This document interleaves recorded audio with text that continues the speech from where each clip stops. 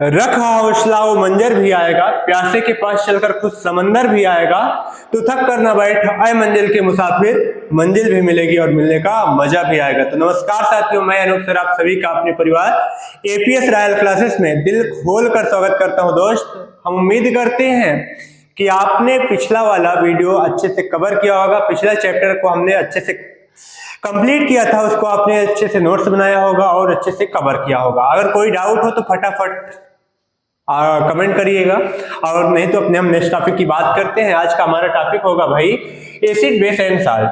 क्या हमारा टॉपिक होगा आज का? एसिड बेस एंड साल्ट, अम्ल क्षार और लवण के बारे में। एसिड माने क्या होता है? अम्ल होता है। बेस माने होता है क्षार। साल्ट माने होता है लवण। आज का हमारा टॉपिक नंबर 2 होगा क्या? अम्ल क्षार और लवण के बारे में। अम्ल क्षार और लवण,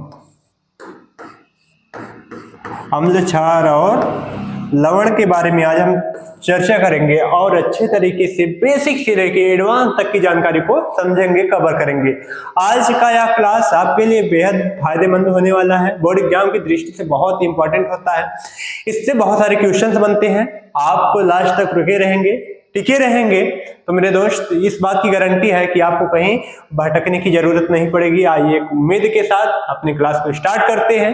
तो समय को ना वेस्ट करते हुए दोस्त, आप अगर चैनल पे पहली बार आए तो चैनल को सब्सक्राइब कर लीजिएगा, क्योंकि यह आपका बहुत ही पसंदीदा और आपको बहुत ही विश्वसनीय है चैनल, आपको बहुत आगे तक लेके जाएगा। आइए बात करते हैं अपने चैप्टर की। तो सबसे पहले अगर हम बात करें चैप्टर की, तो चैप्टर में हमको क्या क्या पढ़ना है। जैसे कि अगर हम बात करें यहाँ पे, हमको पढ़ना क्या है?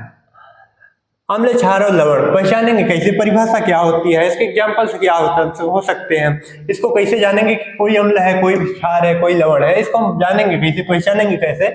सारी चीजों को हम एक एक करके यहाँ पे समझाने वाले हैं। आपको थोड़ा सा 1 सेकेंड का समय ले सकता है, कोई दिक्कत नहीं है। यहाँ पे हम इसको देते हैं समय। मेरे दोस्त, आज का हमारा चैप्टर नंबर 2 क्या है कि हमारे पास क्या है भाई? हमारे पास क्या है? चलिए आइए बात करते हैं। अपने पास क्या है? अपने पास है क्या? सबसे बड़ी चीज ये, अपने पास क्या है चैप्टर 2 में? अम्ल क्षार और लवण। अम्ल क्षारक और लवण, इसको कहते हैं मेरे भाई एसिड बेस एंड साल्ट। अम्ल क्षार और लवण की बात करें, सबसे पहली चीज सर आप बता देते हैं अम्ल क्या होता है, अम्ल की परिभाषा क्या होती है, सारी चीजों को हम एक करके समझेंगे। फिर पढ़ेंगे क्षार क्या होती है, क्षार की परिभाषा क्या होती है, उसमें फिर जानेंगे एग्जाम्पल क्या हो सकते हैं इसके। मेरे भाई आइए समझते हैं क्या करते हैं, एक एक करके समझते हैं। जैसे अगर हम बात करें अम्ल की, किसकी? अम्ल। अम्ल क्या होते हैं? पहला क्वेश्चन आपसे बन सकता है, आपसे पूछा जा सकता है कि भाई आप बता सकते हैं कि अम्ल क्या होता है? सर हमें तो कोई आइडिया नहीं है। कोई बात नहीं, हम है ना, वे पदार्थ जो पानी में घुलकर H+ आयन देते हैं उसे अम्ल कहते हैं। क्या कहते हैं? उसे अम्ल कहते हैं। उसे अम्ल कहते हैं। अम्ल कहते हैं।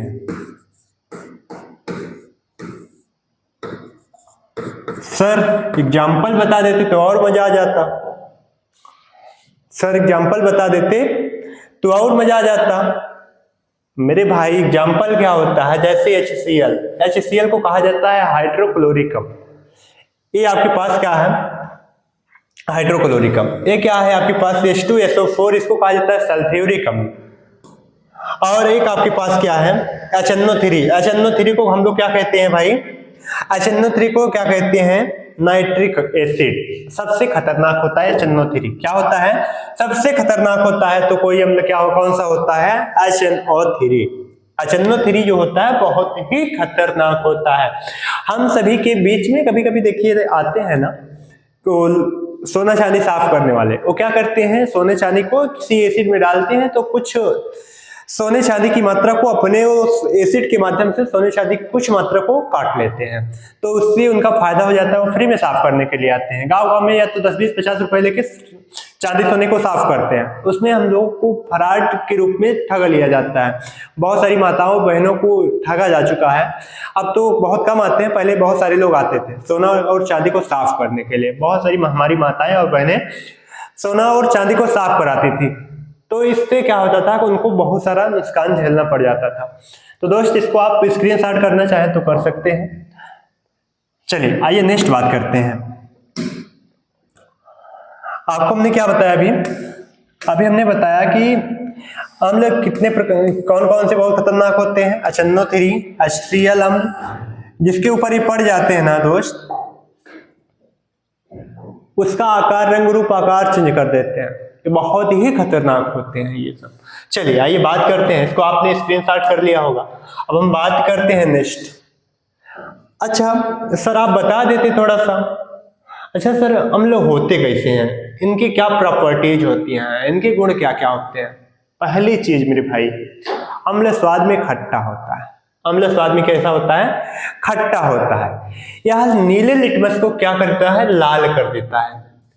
यह नीले लिटमस पेपर को लाल कर देता है। दूसरी क्वालिटी इसकी। तीसरी क्वालिटी, यह धातुओं से प्रतिक्रिया करके हाइड्रोजन गैस बनाता है।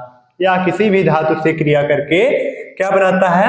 हाइड्रोजन गैस बनाता है। इसको भी आप स्क्रीनशॉट करके रखेंगे और प्रॉपर नोट्स बनाते हुए चलेंगे। नोट्स आप बनाते हुए चलेंगे तो आपको आगे चलकर कोई प्रॉब्लम को फेस नहीं करना पड़ेगा, नहीं तो बहुत सारी दिक्कतों को आपको सामना करना पड़ सकता है। इसको स्क्रीनशॉट कर लीजिएगा, घर पे रह के अच्छे से नोट्स बनाइएगा, प्रॉपर नोट्स बनाइएगा, क्योंकि यह जो क्लास है डेली होने वाली है। आप मिस करेंगे तो आप पीछे छूट जाएंगे। चलिए भाई आगे की बात करते हैं हम लोग। क्षारक क्या होते हैं, बेसिस क्या होते हैं, क्षार क्या होते हैं। दबा के शेयर करिएगा क्लास को। अगर आपको थोड़ी भी समझ आ रही है ना, इस क्लास से कुछ भी समझ में आ रहा है ना, आप क्लास को शेयर हद से ज्यादा कीजिए। इस क्लास को 1000 पार करिए। चलिए करिए, मजा आता है यार, बच्चे ज्यादा रहते हैं, मजा आता है, मन लगता है। चलिए शेयर करिए दबा के, क्लास को दबा के शेयर कीजिएगा, ठीक है। चलिए अब बात करते हैं क्षारक की। हम वे पदार्थ जो OH माइनस आयन देते हैं, क्या करते हैं? जो जल में घुलकर, वे पदार्थ जो जल में घुलकर क्या करते हैं? OH माइनस आयन देते हैं, हाइड्रोक्साइड आयन देते हैं, उसे कहा जाता है क्षारक। सिंपल भाषा में अगर समझने का प्रयास करें कि वे पदार्थ जो OH माइनस आयन देते हैं उसको हम क्षारक कहते हैं। क्या कहते हैं? उसको हम क्षारक कहते हैं। एग्जाम्पल के लिए हम अगर देखें NaOH और KOH। NaOH को हम सोडियम हाइड्रोक्साइड कहते हैं और KOH को हम पोटेशियम हाइड्रोक्साइड कहते हैं। मेरे दोस्त, आपके पास ये दो क्षार बहुत फेमस होते हैं। ये दो क्षार के अलावा कोई उतना तगड़ा क्षार नहीं है जो किसी की बॉडी पे इफेक्ट उतना ज्यादा पहुंचा सके, ठीक। इसलिए ये क्षार है ना, ये बहुत ही इफेक्टिव होते हैं। इसको डालने के बाद जो होता है ना, वो हमारे बॉडी पे बहुत ज्यादा रिएक्शन करता है, बहुत सारी चीजों को चेंज कर देता है। इसलिए इसको भी आप डेंजरस मान सकते हैं, खतरनाक मान सकते हैं। तो दोस्त इसको स्क्रीनशॉट कर लीजिएगा। फिर हम बात करते हैं नेक्स्ट। चलिए आइए बात करते हैं।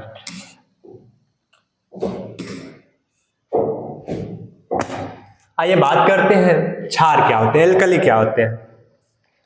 सबसे बड़ी चीज, अभी तक हमने पढ़ा क्षारक क्या होते हैं, बट अब हम जानेंगे क्षार क्या होता है, एल्कली क्या होता है। समझने वाली बात, जो क्षारक पानी में घुल जाए उसे एल्कली कहते हैं। क्या हो जाए? जो क्षारक, जो बेसिस पानी में घुल जाती हैं उसे क्या कहते हैं? एल्कली कहते हैं, जिसको क्षार कहते हैं। क्या कहते हैं हम लोग? क्षार कहते हैं। भाई समझो, यहां पे सभी एल्कली बेस होते हैं, सभी क्षार क्षारक होते हैं। समझो यहां पे सभी क्षार क्या होते हैं? सभी क्षार क्षारक होते हैं। क्या होते हैं? सभी क्षार क्षारक होते हैं। सभी क्षार क्या होते हैं? क्षारक होते हैं। लेकिन लेकिन सभी जो क्षारक होते हैं, जो सभी क्षारक होते हैं वो एल्कली नहीं होते। एल्कली माने होता है क्षार। क्या होता है भाई? एल्कली माने होता है क्षार। ये पूरे क्षार, जो सभी क्षारक क्षार नहीं होते हैं लेकिन सभी क्षार क्षारक होती है। इस बात को नोट डाउन करके रखेंगे और बहुत ही तगड़े से हम वीडियो को लाइक करेंगे। चैनल पे नए आए हैं तो चैनल को सब्सक्राइब जरूर करेंगे। तो दोस्त आइए इसको भी स्क्रीनशॉट करते हैं हम लोग, फिर आगे बात करते हैं। स्क्रीनशॉट करिए फटाक से, उसके बाद हम नेक्स्ट बात करते हैं। चलिए स्क्रीनशॉट कर लिए आप लोग। चलिए बात करते हैं नेक्स्ट टॉपिक की। चलिए बात करते हैं अम्ल और क्षार में। क्या, एक मिनट, क्या है इधर उधर भाग रहा भाई? यहाँ पे थोड़ा सा समझेंगे हम लोग। अम्ल और क्षार की जो क्रिया होती है तब क्या बनता है और इसको क्या कहा जाता है? अम्ल और जब क्षार की क्रिया होती है तो इसको उदासीनीकरण क्रिया कहा जाता है, जिसको यहाँ पे नाम दिया जाता है न्यूट्रलाइजेशन रिएक्शंस। अर्थात इसको उदासीनीकरण क्रिया कहा जाता है। क्या कहते हैं हम लोग? उदासीनीकरण क्रिया। उदासीनीकरण अवक्रिया कहते हैं। क्या कहते हैं? उदासीनीकरण अवक्रिया कहते हैं। भाई बात कुछ समझो जरा। उदासीनीकरण अवक्रिया जो होती है वो क्या कब होती है? जब अम्ल और क्षार की एक साथ में अवक्रिया होती है तो उसे उदासीनीकरण अवक्रिया कहा जाता है, न्यूट्रलाइजेशन रिएक्शन कहा जाता है। आइए बात करते हैं, समझते हैं कैसे। अभी तक हमने पढ़ा HCl। क्या पढ़ा था? ये क्या है हमारे पास? अम्ल है। क्या है? ये अम्ल है प्लस NaOH। ये क्या है हमारे पास? क्षार है। क्या है? क्या थे भाई हमारे पास? क्षारक थे। अब होगा क्या? हमने बताया है, इसके पहले क्लास में हमने बताया था क्या, एक चीज हमने ये बताया था, ये प्लस दूसरे माइनस से जुड़ जाता है, ये माइनस ये प्लस होता है, आयनों का आदान प्रदान होता है जब, तो उसको क्या कहा जाता है भाई? उसको क्या कहा जाता है? आप थोड़ा सा कमेंट करके बताएंगे। कल आपको पढ़ाया गया जब आयनों का आदान प्रदान होता है तो उसको क्या कहा जाता है? उसको क्या कहा जाता है बताएंगे आप लोग। चलिए EH प्लस OH माइनस मिलके क्या बनाएगा? और Na प्लस Cl माइनस मिलके क्या बनाएगा? NaCl बनाएगा। क्या बनाएगा? NaCl बनाएगा, जिसको नमक कहा जाता है। और H2O बनाएगा, पानी। क्या बनाएगा? नमक और जल बनाएगा। क्या बनेगा? जब अम्ल और क्षार की आपस में क्रिया होती है, जब अम्ल और क्षार की आपस में क्रिया होती है तो क्या बनता है? नमक और जल बनता है, जिसे उदासीनीकरण क्रिया कहा जाता है। इस बात को अभी आप अच्छे तरीके से नोट डाउन करके रखेंगे। इसको स्क्रीनशॉट करना चाहे तो स्क्रीनशॉट भी कर सकते हैं। आइए बात करते हैं नेक्स्ट।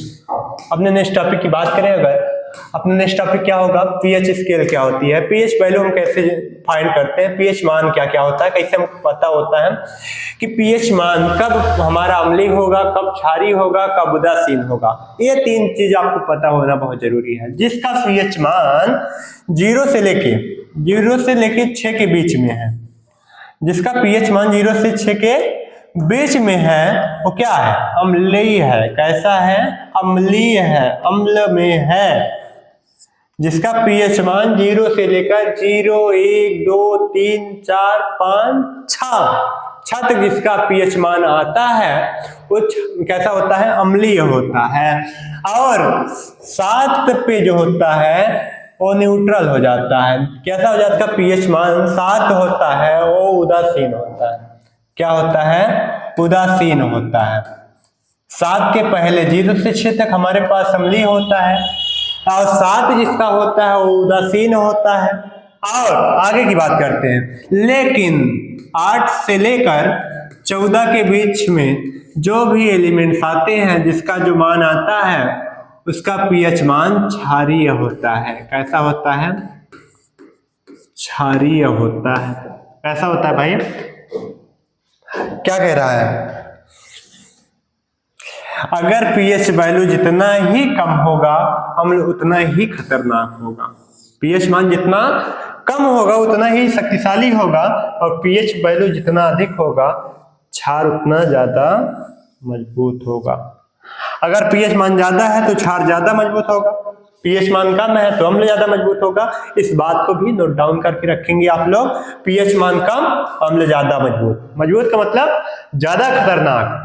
पीएच मान ज्यादा, जितना ज्यादा होगा क्षार उतना प्रबल होगा, क्षार उतना प्रबल होगा।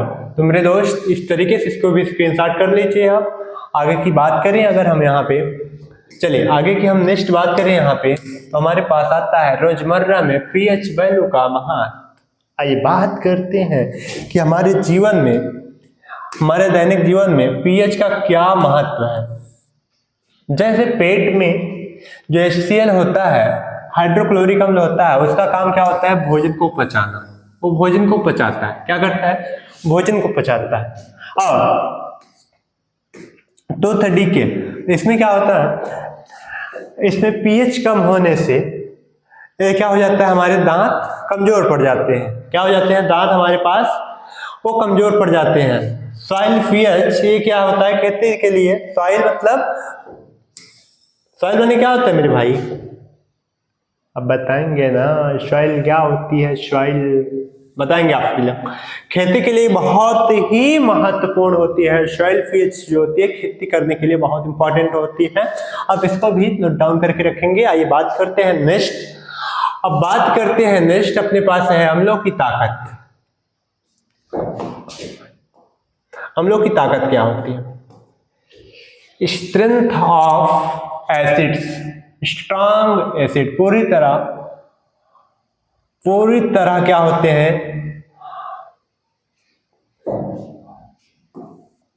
आयोनाइज होते हैं। क्या होते हैं? आयोनाइज।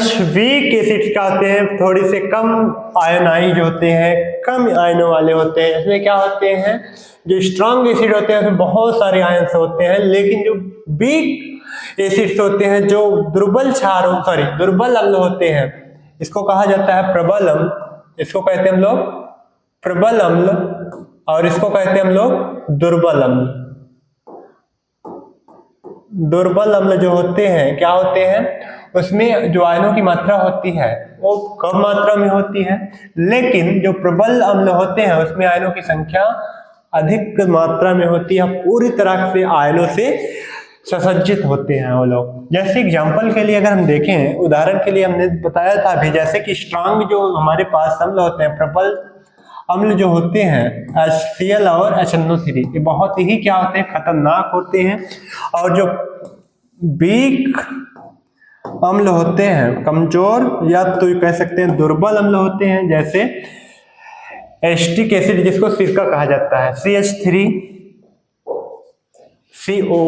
मेथिल एसीटेट इसका नाम होता है, और इसको एस्टिक एसिड के नाम से भी जाना जाता है, सिरका के नाम से। गंवाई भाषा, देहाती भाषा में इसको सिरका कहा जाता है।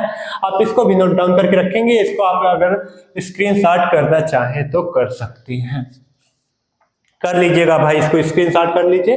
फिर बात करते हैं नेक्स्ट, लवण की बात करते हैं, साल्ट की बात करते हैं।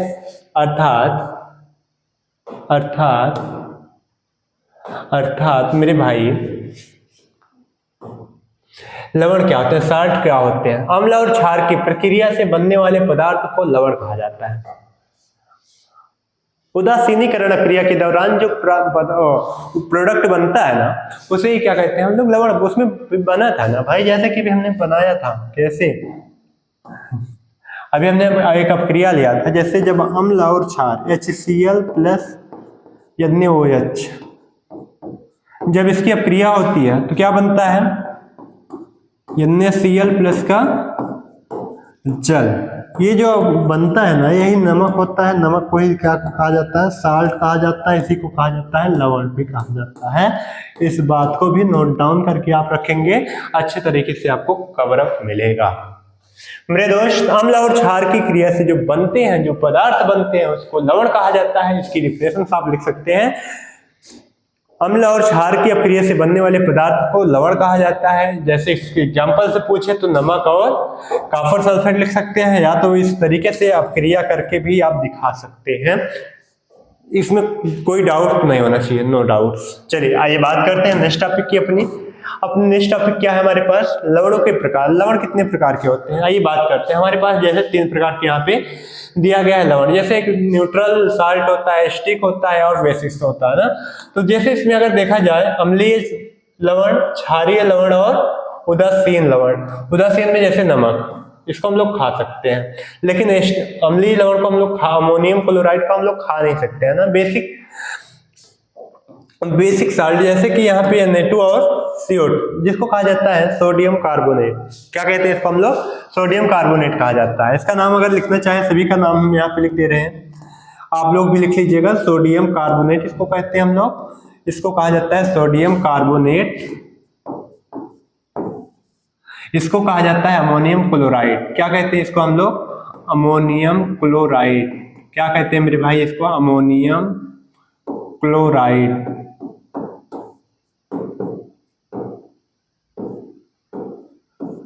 इसको कहा जाता है सोडियम क्लोराइड।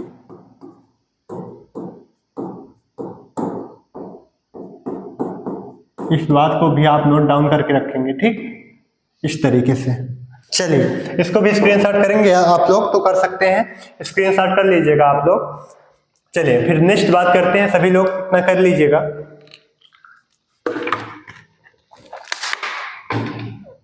चलिए अब बात करते हैं नेक्स्ट। अपने नेक्स्ट टॉपिक की बात करें, यहाँ पे हमारा आता है महत्वपूर्ण रासायनिक पदार्थ। हमारे पास महत्वपूर्ण रासायनिक पदार्थ क्या क्या होते हैं? जैसे कि बेकिंग सोडा। चलिए बात करते हैं बेकिंग सोडा क्या काम आता है, इसका काम कहाँ पे इसका उपयोग किया जाता है। जैसे केक बनाने में, जब पूरी कचौड़ी बनती है शादी विवाह में, बेकिंग सोडा का उपयोग किया जाता है। जो कचौड़ी फूलती है ना, बेकिंग सोडा की वजह से फूलती है, आप लोग जानते हैं। और जब ये हीट होता है तो इसमें से कार्बन डाइऑक्साइड गैस निकलती है, इसको भी आप लोग नोट डाउन करके रखेंगे। इन तीनों के लिए आपको एक प्रॉपर अलग से वीडियो आपको मिलेगा, क्योंकि यहाँ से एक बोर्ड एग्जाम में आता है और 5 से 7 नंबर देके जाता है, इसलिए इस पे आपको इन तीनों के लिए आपको एक अलग से वीडियो हम बनाएंगे। उसको आपको देखना बहुत ही महत्वपूर्ण है, आपके लिए बहुत ही इंपॉर्टेंट है। अगर आप उसको मिस करते हैं तो आप अपने बोर्ड एग्जाम में 5 से 7 नंबर खो देते हैं। तो मेरे दोस्त आइए बात करते हैं वॉशिंग सोडा क्या होता है, इसका सूत्र क्या होता है। Na2CO3 10H2O। सोडियम कार्बोनेट के 10 अणु, सोडियम कार्बोनेट के कितने अणु? 10 अणु। और इसको बेकिंग सोडा का फार्मूला क्या होता है? NaHCO3, sodium bicarbonate. इसको क्या कहा जाता है? इसका रासायनिक नाम होता है सोडियम बाइकार्बोनेट। इसका रासायनिक नाम क्या होता है भाई? Sodium bicarbonate. सोडियम बाइकार्बोनेट क्या होता है भाई? Sodium bicarbonate. इसको कहा जाता है सोडियम कार्बोनेट के 10 अणु। इसको कहा जाता है भाई, एक का काम होता है कपड़े धोने में, बर्तन धोने में। यूज कहाँ किया जाता है इसका? कपड़े धोने में, बर्तन धोने में, और बहुत सारी चीजों को साफ करने, साफ सफाई के लिए वॉशिंग सोडा का उपयोग करते हैं। कपड़ा धोने वाले सोडा का उपयोग करते हैं। और इसको जब पानी में डालते हैं तो क्या करता है? पानी साफ करने में इसका उपयोग किया जाता है, कपड़े धोने में इसका उपयोग किया जाता है। अब बात करते हैं प्लास्टर ऑफ पेरिस की बात करते हैं। प्लास्टर ऑफ पेरिस, इसका उपयोग क्या होता है? इसका फार्मूला क्या होता है? Calcium sulphate. कैल्शियम सल्फेट का हाफ अणु क्या होता है? कैल्शियम सल्फेट, सॉरी यहाँ पे गड़बड़ कुछ है, यहाँ पे CuSO4 रहेगा, यहाँ पे कॉपर सल्फेट का जल का हाफ अणु। कॉपर सल्फेट का क्या होता है? जल में हाफ अणु होता है। यहाँ पे आप Cu बना लीजिएगा, गलती से मिस प्रिंट हो गया होगा यहाँ पे, तो आप इसको भी नोट डाउन करके रखेंगे। इसको आप नोट डाउन कर लीजिएगा। तब तक के लिए हम आगे की चर्चा को करते रहते हैं। तब तक यहाँ पे आप रुकना नहीं है, आपको थकना नहीं है, आपको सारी चीजें करते रहना है। आपको यहाँ से आज सारी चीजों को करते रहना है, आपको थकना नहीं है, ठीक। हम बात करते हैं नेक्स्ट। इसको आप स्क्रीनशॉट कर लीजिएगा। यहां से जब आप स्क्रीनशॉट करेंगे तो हम लोग बात करेंगे नेक्स्ट अपने पास।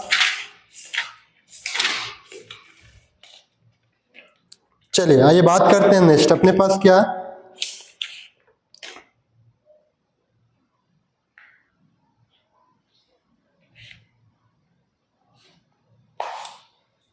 सही रहा।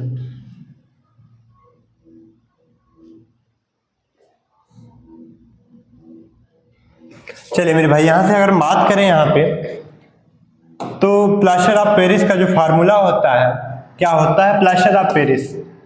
अब समझते हैं प्लास्टर ऑफ पेरिस का फार्मूला होता है कैल्शियम सल्फेट में आधा अणु क्या जल।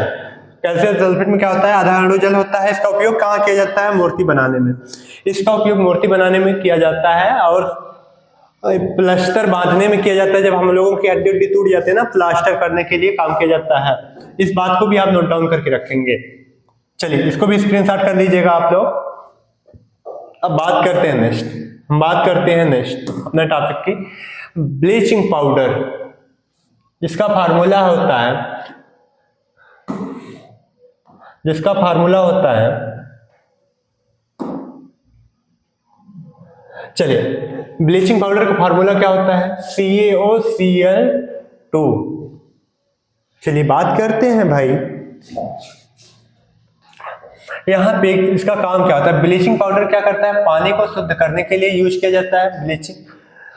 पानी को शुद्ध करने के लिए ब्लीचिंग पाउडर का ही उपयोग करते हैं। जहां गंदगी होती है ना, वहां भी ब्लीचिंग पाउडर का उपयोग किया जाता है। जहां पे गंदगी रहती है तो वहां ब्लीचिंग पाउडर मारने के बाद ब्लीचिंग पाउडर जब मार दिया जाता है तो वहां पे गंदगी खत्म हो जाती है। इसलिए यहाँ पे ब्लीचिंग पाउडर का उपयोग किया जाता है क्या बनाने में भाई? जल को शुद्ध करने के लिए। अब बात करते हैं अपने पास इंडिकेटर क्या होते हैं, सूचक क्या होते हैं। आज की क्लास का लास्ट टॉपिक हमारा होगा क्या? इंडिकेटर्स क्या होते हैं। जो अम्ल क्षार की पहचान कराते हैं उसे हम इंडिकेटर कहते हैं। जो पदार्थ अम्ल और क्षार की पहचान कराते हो उसे इंडिकेटर अर्थात सूचक कहते हैं। जैसे कि लिटमस पेपर, जैसे कि फिनेल्फ्थलीन, जैसे कि मिथाइल ऑरेंज। ये सारी चीजें क्या करती हैं हमें? ये सारी चीजें हमको किसके काम में यूज आती हैं? अम्ल और क्षार की पहचान करने के लिए यूज की जाती हैं। इसलिए इसको भी आप स्क्रीनशॉट करके रखेंगे और ये वर्ड एग्जाम में बहुत बार पूछा गया है, इसे इंपॉर्टेंट करके भी इसको रख सकते हैं आप लोग। चलिए आगे की बात करते हैं। आज यहीं पे हम लोग अपनी क्लास को समाप्त कर रहे हैं। मेरे दोस्त, अगर इस क्लास में कहीं भी डाउट लगे तो आप एक बार कमेंट करके जरूर बताइएगा कि सर मुझे यहाँ पे कोई चीज डाउट लगी। हम उसको नेक्स्ट क्लास में उस डाउट को दूर करने की पूरी कोशिश करेंगे। तो दोस्त मिलते हैं नए और शानदार वीडियो के साथ। हम उम्मीद करेंगे कि आप सभी लोगों को यह क्लास पसंद आई होगी। अगर क्लास पसंद आई हो तो वीडियो को लाइक करिएगा, चैनल को सब्सक्राइब करिएगा और अपने साथियों के साथ इसको शेयर जरूर करिएगा। तो दोस्त हम मिलते हैं एक नए वीडियो में, एक नई एनर्जी के साथ, एक शानदार वीडियो के साथ। तब तक के लिए थैंक यू सो मच। आप सभी लोग अपना प्यार और सपोर्ट बनाए रखें। जय हिंद, वंदे मातरम।